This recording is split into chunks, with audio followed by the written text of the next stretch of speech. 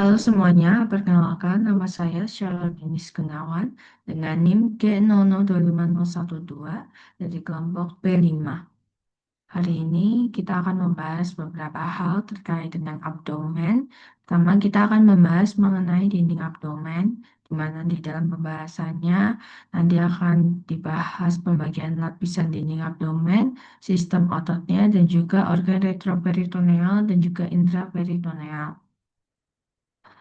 Pertama, ke pembagian lapisan dinding abdomen itu terbagi menjadi anterolateral dan juga posterior. Nah, yang pertama kita akan membahas anterolateral. Itu lapisan yang paling superficial ke paling profunda. Nah, yang paling superficial ada kulit, di mana kulit itu nanti melekat pada struktur yang ada di bawahnya secara longgar, kecuali di umbilikus. Kemudian, bagian yang lebih profunda lagi, nanti ada yang namanya fascia superficialis, terbagi menjadi fascia Kampar dan juga fascia scarpa. Fascia Kampar ini jadi situs penyimpanan lemak, sedangkan untuk fascia scarpa itu lebih ke lapisan membranosa saja. Nah, kedua fascia superficialis ini dibagi menjadi dua ini di bawah umbilikus, sedangkan di atas umbilikus kedua lapisan tersebut akan bersatu ke arah superior atau regio pectoralis menjadi fascia superficialis pectoralis. Kalau misalnya menyatu ke arah dorsal atau ke regio dorsum, nanti menjadi fascia superficialis dorsi. Nah, kemudian ke bawah ini di sini terlihat dari fascia scarpa nanti akan lanjut meluas ke arah superficial ke scortum membentuk yang namanya fascia dartos. Kemudian dari fascia dartos dari dalam area scortumnya ini nanti fascianya dapat ditelusuri ke belakang dan berlanjut menjadi fascia coles. Ini fascia coles. Nah, kemudian di daerah bawah sini mungkin tidak terlihat ya, itu kan nanti ada paha ya.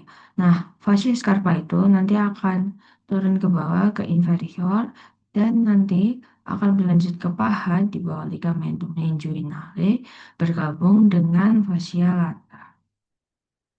Lanjut, setelah fascia superficialis ada fascia profunda yang merupakan lapisan tipis jaringan ikat yang menutupi muskulus yang merah ini dan terletak tepat di bagian dalam fascia scarpa.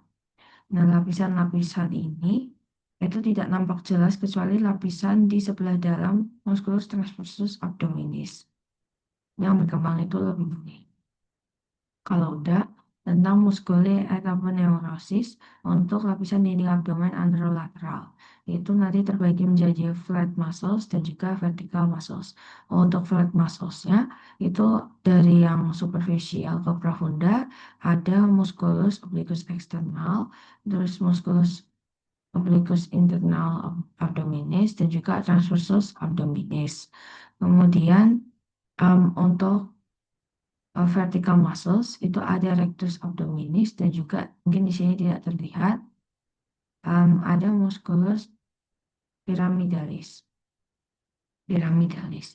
Namun untuk musculus pyramidalis tidak semua orang punya, hanya beberapa persen aja yang punya.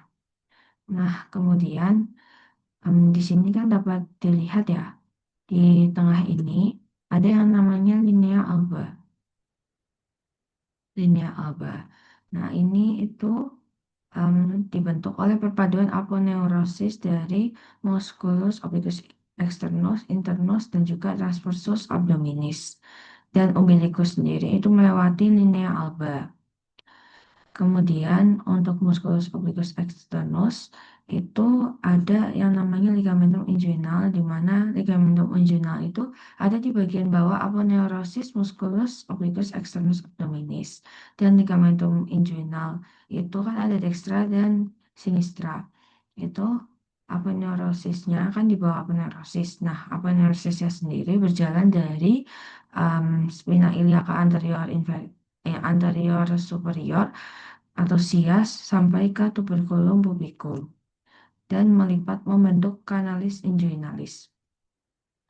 Nah, kemudian Selain itu, em, ada yang namanya vagina musculi recti atau yang membungkus terhadap musculus yang vertikal, yaitu ini ada rectus abdominis dan juga tadi ada musculus pyramidalis. Nah, untuk vagina musculi recti ini itu terbentuk oleh aponeurosis dari tiga horizontal muscles ya. Nah, untuk isinya itu tadi ada musculus rectus abdominis, terus musculus pyramidalis, terus ada arteri vena epigastrika superior dan inferior. Nah, lalu juga ada ujung terminal nervi intercostalis 6 sampai 9 dan nervus subcostalis. Nah, dilihat dari gambar yang ini. Nah, vagina musculi recti tidak sepenuhnya menutupi semua section yang ada di rectus abdominis. Hanya 3/4-nya saja yang sempurna dibungkus secara anterior dan posterior. Sedangkan untuk seperempat yang bagian bawahnya itu hanya bagian anteriornya saja. Sedangkan untuk bagian posterior dari seperempat rectus abdominis yang bawah itu bertemu langsung atau berkontak langsung dengan fascia transversalis. Lanjut, tadi yang fascia transversalis itu paling terlihat pada sebelah dalam musculus transversus abdominis yang ini ya. Oke, lanjut ada fascia extraperitoneal fat yang ini. Jadi terberisi dari jaringan ikat, jaringan lemak, mohon maaf. Dan untuk fascia ini ke arah sisi anterior tubuh disebut sebagai preperitoneal, sedangkan ke sisi posterior itu akan disebut dengan retroperitoneal. Dan di sini nanti akan dibahas juga terdapat viscera retroperitoneal dan juga viscera intraperitoneal. Lanjut dulu ke peritoneum. Di sini dapat dilihat dari ilustrasinya, itu ada peritoneum parietal dan juga peritoneum visceral. Nah, untuk yang parietal itu adalah lapisan yang melapisi bagian dalam dinding abdomen. Dan menjadi bagian dari dinding abdomen. Sedangkan peritoneum visceral itu lapisan peritoneum yang melapisi langsung permukaan organ viscera abdominis. Nah, nanti ada yang sebagian permukaan organ atau organ retroperitoneal dan juga seluruh permukaan organ atau organ yang demikian disebut dengan organ intraperitoneal.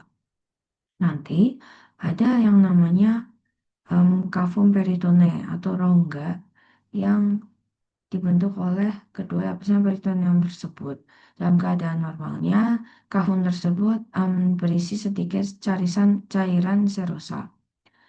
Nah, akibat adanya perputaran saat embrional, saat dewasa pun kavum peritone yang tadi dimaksud itu udah bukan satu rongga yang utuh, tetapi dibagi menjadi dua ruangan yang berhubungan, yaitu ada kavum peritone mayor dan minor, dan dihubungkan oleh satu lubang yaitu foramen epiploica Winslowi. Oke, nah tadi mengenai organ retroperitoneal dan juga intraperitoneal. Nah, di sini dapat dilihat, jadi benar-benar kalau misalnya yang organ intraperitoneal itu dibungkus secara keseluruhan, sedangkan yang organ retroperitoneal itu hanya bagian anteriornya saja. Untuk organnya ada apa aja? Nah, organ retroperitoneal itu ada suprarenal gland, aorta, duodenum kecuali pars superior dari duodenum, kemudian ada pankreas kecuali kauda pankreas, kemudian ada ureter, colon descendens et ascendens, kidney atau ginjal, esophagus, dan juga rektum. Kemudian untuk organ intraperitoneal atau yang keseluruhan dibungkus oleh peritoneum, ada gaster, duodenum pars superior, jejunum ileum, lien, hepar, appendix falciformis, colon transversum, colon sigmoidea, dan juga cauda pankreas. Lanjut kita ke tadi lapisan dinding abdomen, pembagiannya bagaimana? Pertama yang paling superficial ada kulit. seperti pada umumnya. Kemudian bagian lebih bawahnya dari kulit ada fascia superficialis dorsi. Kemudian lanjut lagi ada lapisan dari otot-otot yang ada di dinding abdomen posterior. Nah, di sini lebih tepatnya nanti ada 4 lapisan musculus. Lapisan yang pertama ada musculus latissimus dorsi. Lapisan kedua ada musculus obliquus externus abdominis, musculus erector spinae, musculus longissimus dorsi, musculus serratus posterior inferior. Kemudian untuk lapisan yang ketiga yang lebih dalam lagi ada musculus obliquus internus, musculus interspinalis, musculus multifidus. Kemudian lanjut ke lapisan keempat yang paling profunda dari lapisan otot di posterior abdomen, ada musculus quadratus umbilis, musculus transversus abdominis, dan juga musculus iliopsoas. Di sini dari ilustrasi ini mungkin tidak terlihat semua, namun terlihat bagaimana tersusunnya muskulus-muskulus yang tadi disebut. Beberapanya dapat terlihat di sini dari superficial hingga yang paling. Kemudian lanjut setelah lapisan dari muskulus, ada fascia extraperitonealis, peritonealis. Nah, tadi sama kayak yang anterolateral, yaitu merupakan jaringan lemak. Kemudian lapisan paling profunda ada peritoneum parietal. Lanjut, kita akan membahas mengenai gaster. Dan yang dibahas ada tentang anatomi gasternya sendiri dan juga sphincter kaitannya dengan GERD. Nah, untuk gaster atau lambung sendiri bisa dilihat dari sini untuk berada di regio mana itu kira-kira di antara ketiga regio ini dapat dilihat. Kemudian kita lebih ke anatomi gaster. Nah, untuk anatomi gaster di sini lanjutan dari esofagus sebelum ke lambung nanti ada sebelum masuk lebih dalam ada yang namanya kardia. Kemudian ini daerah sini seperti kubah ada yang namanya fundus gastricum. Kemudian di sini lebih tepatnya adalah bagian dari kardia kaya. Lalu ada badan gaster atau corpus gastricum, di mana nanti di dalamnya akan ada yang namanya rugae atau plika gastrika. Jadi kayak lekukan-lekukan demikian di dinding dalam dari gaster. Kemudian ada pars pilorica yang terbagi menjadi pilorik antrum dan juga pilorik kanal. Kemudian yang tadi dimaksud dari sphincter itu ada yang namanya gastroesophageal sphincter atau LES gitu. Atau biasanya juga dibantu juga dengan musculus sphincter pylori.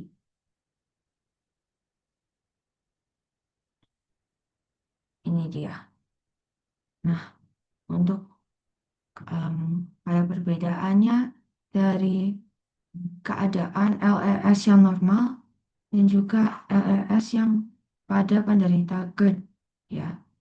Nah, ini berbeda sekali di mana untuk penderita GERD itu terlihat dari ilustrasi di sini di mana LES-nya itu lebih longgar dan tidak menutup secara sempurna sebagaimana seharusnya ya.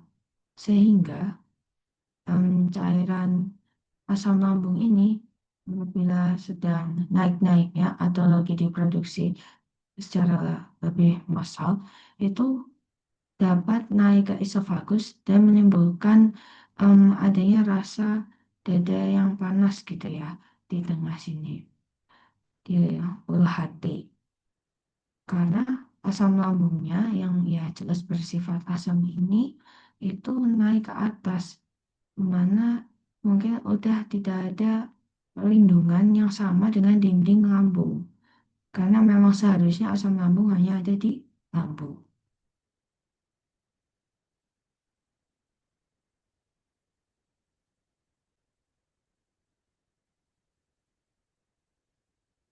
Oke, lanjut ke appendix. Nah, untuk appendix sendiri kan bagian dari in- bagian dari usus yang bawah gitu ya. Nah, appendix sendiri itu letaknya menurut nah, menurut garis model picture itu bisa diukur dari sias dekstra ke umbilikus.